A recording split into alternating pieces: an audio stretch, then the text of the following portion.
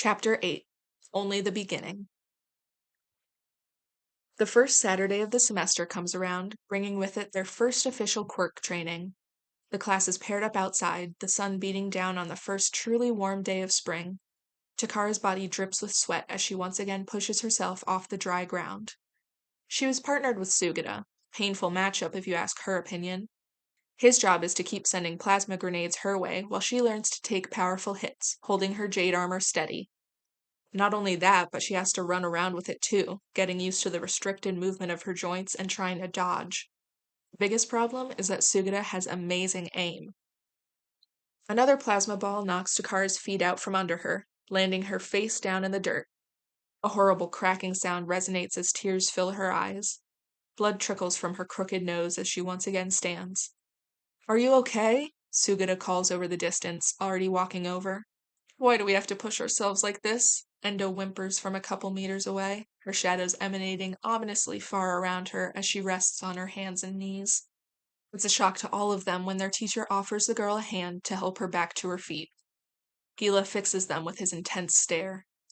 Up until a couple years ago, the Hero program focused on strategy and teamwork the first semester, then strength training the second. It came to our attention that this put our students in a vulnerable position by only training a certain area of curriculum. If we hope for you students to have a chance at facing villains, you must be well equipped in all areas and master your skills in tandem. It was a lack of consideration on the teacher's side to not be doing this already. We have since adapted, and we expect you to as well. Many of the students around him have paused in their training to listen to his speech. He glances around, a single look scaring them into returning to their work. You all must continue to push yourselves past your limits for your quirks to grow. You aren't going to stop now, are you? He asks the question to all of them, but his eyes are fixed on Takara as she wobbles where she stands. She waves him off, wiping the blood from her nose with the back of her hand. "I can still fight," she exclaims to Sugita, already settling her jade into its armored position. "Hit me with another." She holds her form strong, taking a battering of small plasma balls to the chest, fighting to hold strong against them. The brunette manages to stay standing, even if she's a little off balance by the end. She pushes on, running back and forth as she continues to take hits. The force is excruciatingly painful, and the constant explosions have compounded heat into her jade, scalding her skin from their constant touch. When Gila finally announces the end of class, it's all Takara can do to not collapse. "We should stop by Recovery Girl's office," Sugita suggests, approaching her. She notices the skin on the palms of his hands is covered in milky blisters. "What happened?" she asks, warily reaching out. He pulls his hands back to protect the sensitive skin. "It's just what happens. Plasma superheats the air, so my hands get burned if I summon too much." Takara winces, imagining how horrible it must feel to experience that every time he uses his quirk. Her own burns seem measly in comparison. "Then let's go get healed up." They walk silently through the school, following a couple of their classmates who got mild injuries. Takara wipes the dried blood from her face, wincing from the pain in her broken nose. As they approach the infirmary, they hear an old, weary voice. "Oh, when will they learn they don't have to break their students every day for them to grow?" the woman asks as kids file into the room. When Takara makes it in, she finally meets the school's nurse, Recovery Girl. The woman's small, squinted eyes look up at Takara, examining her briefly. Her wrinkled skin is covered in liver spots and stray whiskers. Takara doesn't say anything out loud, but she can't help but think Recovery Girl may not have much time left. "Let's get a closer look at that nose, shall we?" the nurse asks, gesturing to a chair and hobbling over on her cane. Takara dutifully sits, leaning forward as Recovery Girl climbs up on a step stool to get to eye level. She glances over at Sugita, assessing his hands before exclaiming, "Chica, this one's all you." A willowy girl with long white hair and a wistful smile steps out from a connecting room, looking around for the hero. Upon seeing her, she hastens around a hospital bed, tripping over one of the legs as she goes. "Of course," the girl exclaims, her glittering eyes the color of a stormy ocean. As Recovery Girl plants a kiss on Takara's nose and she feels it move back into position, the girl watches with interest as Chika raises Sugita's burned hands. He winces, but she keeps studying his palms. "Chika?" Recovery Girl drags out her name, admonishing the girl. She looks over to see the old woman's disappointed gaze, then back to the purple-haired boy whose face is still scrunched up in pain. She loosens her hold on him, realizing her mistake. Sorry. She apologizes to both Sugita and Recovery Girl. Just be more careful, I beg of you, the old lady says, reaching out to feel Takara's nose once more. I think this is all set.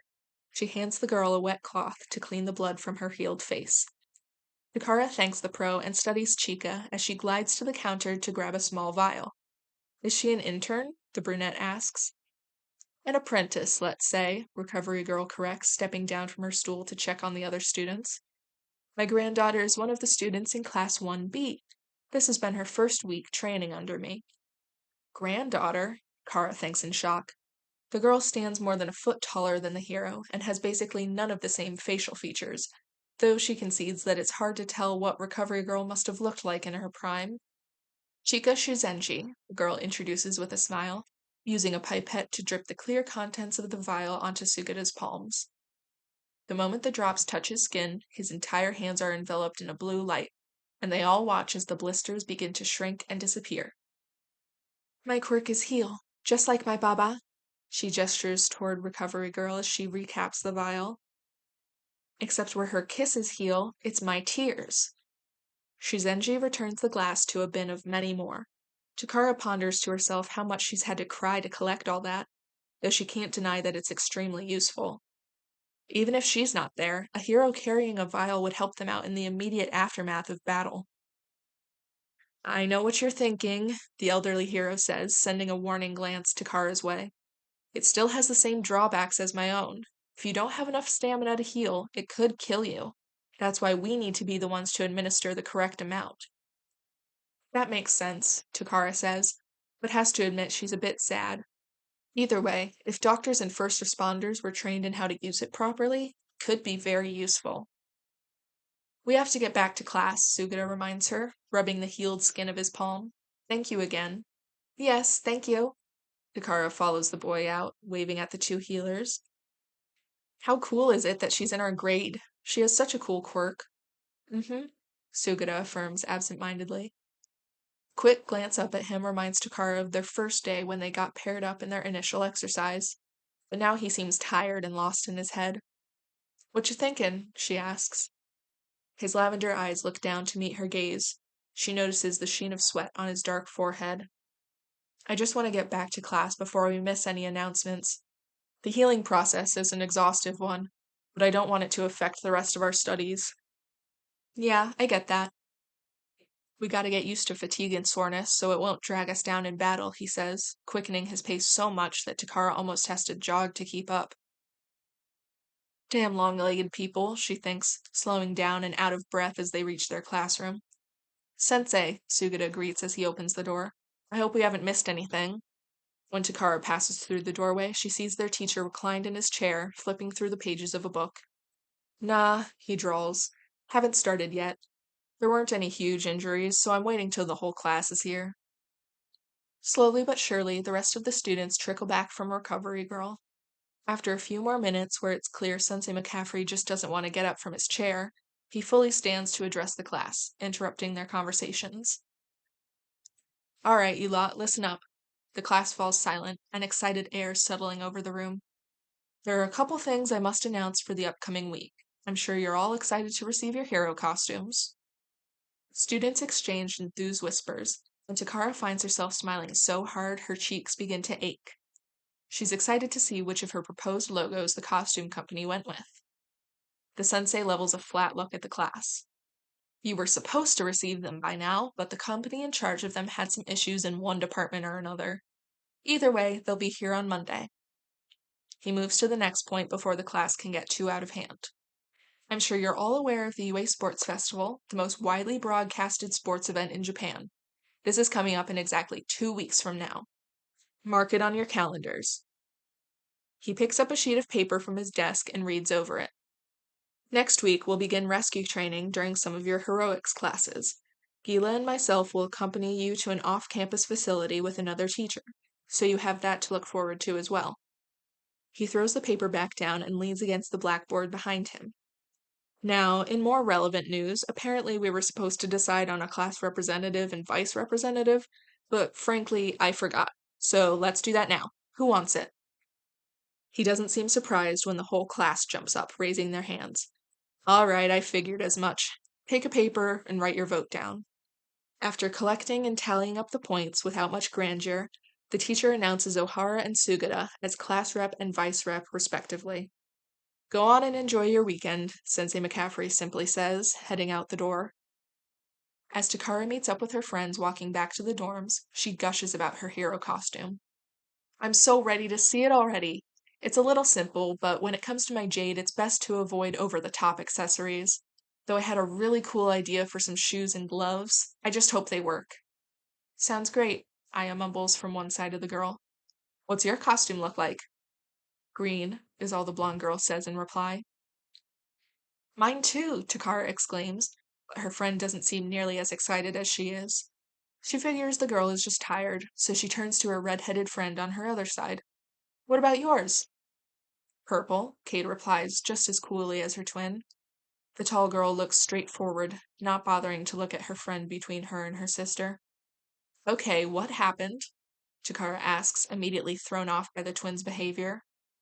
Nothing out of the ordinary, Aya whispers in a scathing tone. The brunette doesn't understand, but Cade rolls her eyes and replies exasperatedly. You're being overdramatic, as usual.